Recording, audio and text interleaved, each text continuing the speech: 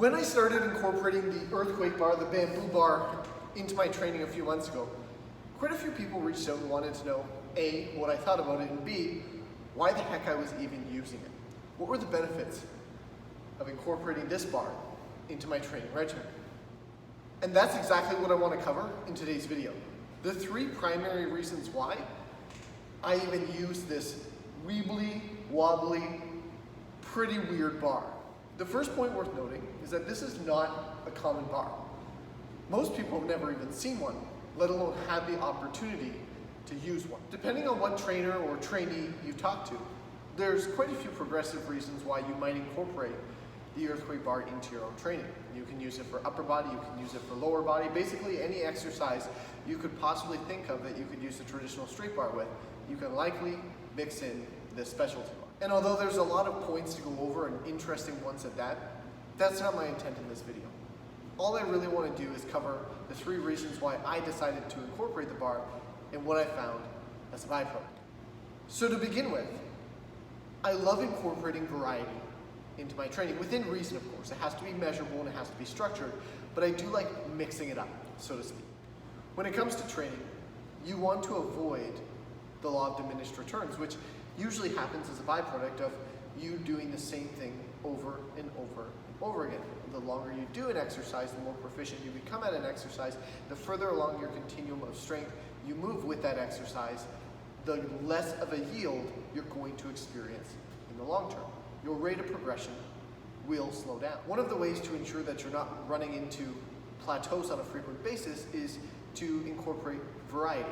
Variety that still prioritizes movement patterns that you're looking to excel at, but enough so that the exercise itself constitutes a different stress. By taking this approach, what ends up happening is you avoid many of the inevitable plateaus that would normally present themselves if you never mix things up at all. Further, with these varied lifts, you can continue to apply adequate degrees of stress, stress that you can recover from and further adapt to, which is progressive considering even though you're doing slightly different exercises and variations thereof, you're still able to hit PRs on lifts you might be further proficient at or have slowed down on, in a sense, simply because you're still getting stronger as a byproduct of incorporating that variety and that continued stress. Understanding that thirst for variety and also the fact that I hate getting bored under the bar, it was time to buy a specialty bar, and this happened to be the one that I decided to purchase. So that was the primary reason. I needed variety, and this just so happened to be one of the items on my training toy wish list. The second reason why I chose the earthquake bar was because of the reality that the intensity of the lift came primarily from the dynamic movement of the bar, the weebly wobbliness, as I often reference it in social media posts. So what was interesting to me was even with a lighter load, that intensity would still be present. And seeing as I do a lot of heavy lifting on a frequent basis, I assumed that this would give my joints a little bit of a breather while still allowing me the opportunity to apply adequate amounts of stress to the muscles themselves. This is something that I can confirm is the case.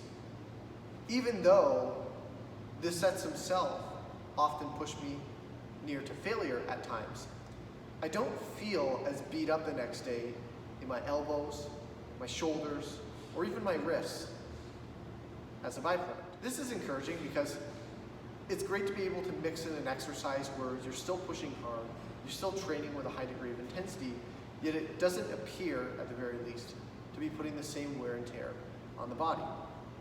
How accurate that is, I'm not entirely sure, but it's definitely something that I've noted when it comes time to evaluate my recovery efficiency. The third reason that I wanted to get the bar was actually in consideration of hypertrophy work, building muscle. And because of the relative instability of the bar, just extrapolating briefly, I figured, you know what, if the bar is so much more awkward to move, I'm likely going to have to move with a much more deliberate, controlled pace to ensure that I don't completely lose my bar placement. If that's the case, then on a rep to rep basis compared to, say, a traditional straight bar, it should in theory take me quite a bit longer to move the same amount of weight for a comparable set of repetitions. And if that's the case, it's safe to assume that your time under tension will increase dramatically. So incorporating this on exercises like skull crushers, close grip bench presses, just to name a couple that I've experimented with so far, the time under tension increase is significant. Thereby the blood flow and the relative adaptation is significant as well. Then, as a bonus, I found that this part was an absolute blast to work with. At first, it absolutely kicked my butt, and it hurt my ego because of how deceptively challenging it was. I remember my first time using the bar, I think I worked up to 69 pounds, 79 pounds, within that range, and I was brutalized by it.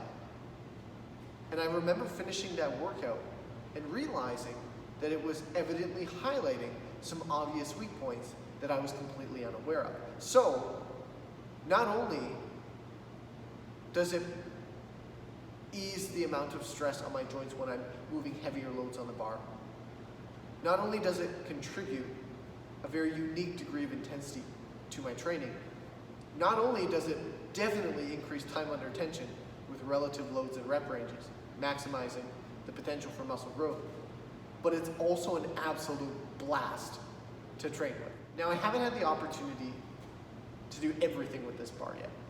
I haven't been able to exhaust all of the exercise opportunities just yet. But I have done close grip benches, I have done competition grip benches, I have done overhead presses, I have done conditioning style work with overhead walks, I've done skull crushers, I've played around with bicep curls, although not in an actual training block. And I'm pleasantly surprised at not only how effective, but also how enjoyable incorporating this into my training has been. I'm looking forward specifically to incorporating it with some lower body exercises, which I have yet to do. I'm not exactly sure which one I'll start with, likely a secondary exercise, as was the case with upper body. With my upper body exercises, I started it out on some secondary lifts later in the workout, where I could go lighter and it could still be intense. And then once I kind of set a foundation, figured out where my strength was, I slowly started to transition it into the primary lift realm of my program. All in all, this is an awesome specialty bar, and I'm definitely pleased with my purchase. And I'm, like I said, very much looking forward to incorporating it with lower body exercises as well as a more exhaustive list of exercise selection in the future. As per usual, if you have any specific questions regarding training, nutrition, lifestyle, or random specialty bars that I happen to work with, please feel free to get in contact with me. Shoot me a DM, drop a comment, let me know what you're interested in hearing more about, and if I'm able to provide any insight whatsoever, if I'm able to answer any questions for you, I most definitely will in an upcoming piece of content. In the meantime, make sure you follow or subscribe, depending of course on what social media platform you might be seeing this on.